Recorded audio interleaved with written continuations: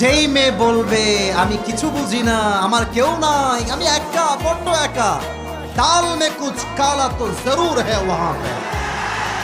Justify করবা, বুঝে শুনে বিয়ে করবা, বিয়ে জীবন একবার, এখানে হারলে পুরো জীবন তুমি হেরে যাওয়া।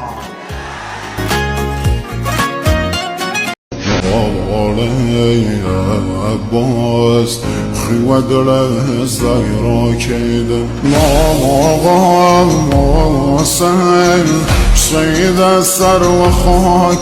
যখন একজন নামাজি ব্যক্তির মাথার উপরে স্ক্যানিং মেশিন লাগানো হয়েছে, যে কারিশমা রেকর্ড হয়েছে তা সবার হুঁশ উড়িয়ে দিয়েছে।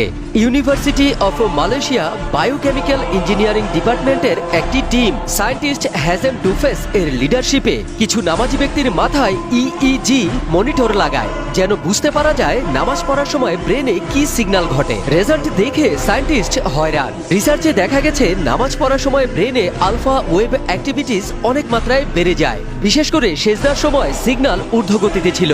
এই আলফা ওয়েভস ওইটাই হয় যেটা আমাদের মনকে শান্তি দেয়, পেরেশানির সময় আমাদেরকে সাহায্য করে। এখন তো সায়েন্স ও মেনে নিয়েছে নামাজ ব্রেনকে আরাম ও শান্তি দেয়। তো আপনি কবে থেকে নামাজ পড়া শুরু করছেন? কমেন্ট করে জানান।